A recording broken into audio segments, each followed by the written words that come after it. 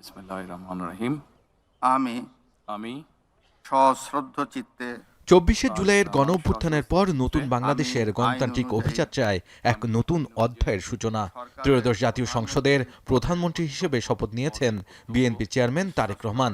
এরই মধ্য দিয়ে ২ দশক পর আবারও রাষ্ট্র পরিচালনায় বাংলাদেশ জাতীয়তাবাদী দল বিএনপি। স্মার্ট ও compact vision washing machine install করা যায় মাত্র 2 ফিট স্পেসেও। প্রথা ভেঙে বঙ্গভবনের পরিবর্তে এবার মন্ত্রিসভার শপথ অনুষ্ঠানের আয়োজন করা হয় জাতীয় সংসদ ভবনের দক্ষিণ প্লাজায়। মঙ্গলবার বিকেলে প্রধানমন্ত্রী পদে তারেক রহমানের শপথের পর মন্ত্রিপরিষদের সদস্যদের শপথ অনুষ্ঠিত হয়। মন্ত্রিপরিষদের ৪৯ জনের শপথ শেষে জুলাই আকাঙ্ক্ষা ধারণ করে নতুন বাংলাদেশ গড়ার অঙ্গীকারের কথা জানান তারা। আমি কোনো কিছুকে চ্যালেঞ্জ হিসেবে নিতে চাই না, আমি চাই দায়িত্ব হিসেবে নিতে। আল্লাহ যেই আমাকে যে দায়িত্ব দিয়েছেন এই দায়িত্ব আমি এমনভাবে পালন করব আল্লাহর কাছে যেন জবাবদিহি করতে না হয়। যে কোনো মূল্যে সেটা আমরা সততার সাথে স্বচ্ছতার সাথে করতে সক্ষম হব। চ্যালেঞ্জ আছে, আমরা চ্যালেঞ্জ নিতেও জানি। ১৭ বছরের চ্যালেঞ্জ নিয়েছি, রাষ্ট্র বিনির্মাণ করার চ্যালেঞ্জ। আমরা আশা করি যে এখানে বিরোধী দল প্রত্যেকেই তাদের সমালোচনা, তাদের ভিন্ন পজিশন নিয়েই কিন্তু একটা অভিন্ন কার্যকর পন্থার মধ্যে আসবেন, চর্চার মধ্যে আসবেন, যেটার মধ্যে দিয়ে আমরা বাংলাদেশকে সত্যিকার অর্থে একটা গণতান্ত্রিক জায়গায় নিতে পারবো। এ সময় নতুন বাংলাদেশের সাধারণ মানুষের অধিকারের জন্য কাজ করার প্রত্যয়ের পাশাপাশি শিক্ষা, যাতায়াত সহ নারী উন্নয়নে কাজ করার ইচ্ছা প্রকাশ করেন মন্ত্রিপরিষদের সদস্যরা।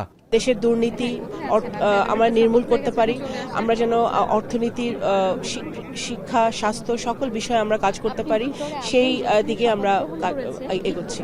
উনি জিরো টলারেন্সের কথা বলেছেন। সব ক্ষেত্রে সার্বিক কল্যাণ, স্বাস্থ্য, খাদ্য, চিকিৎসা, যুবকদের কর্মসংস্থান, মহিলাদের অর্থসংস্থানের সুযোগ সবকিছু উনি ওই আপনার ৩১ দফার মধ্যে রয়েছে।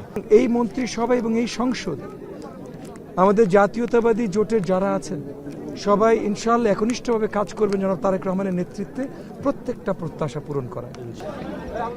বিএনপি ও শরিক দলের নেতাদের অংশগ্রহণে এবারের মন্ত্রিসভা হওয়ায় খুশি অনেকেই। আমরা সকলে বলছি আমাদের কোনো প্লট প্রয়োজন নাই, আমাদের দেশবাসীর সেবা করা দরকার। ল অ্যান্ড অর্ডার যেভাবে করে ডিটেরিয়েট করেছিল, আমরা যদি ওটাকে ঠিক রাখতে পারি, আমার মনে হয় যে আলহামদুলিল্লাহ সামনের ভবিষ্যতে সরকার ঠিকমতো চালাতে পারবে দেশ। ইতিহাসে প্রথমবারের মতো একটি মন্ত্রিসভা যেটি কিনা উন্মুক্ত আকাশের নিচে শপথ নিল।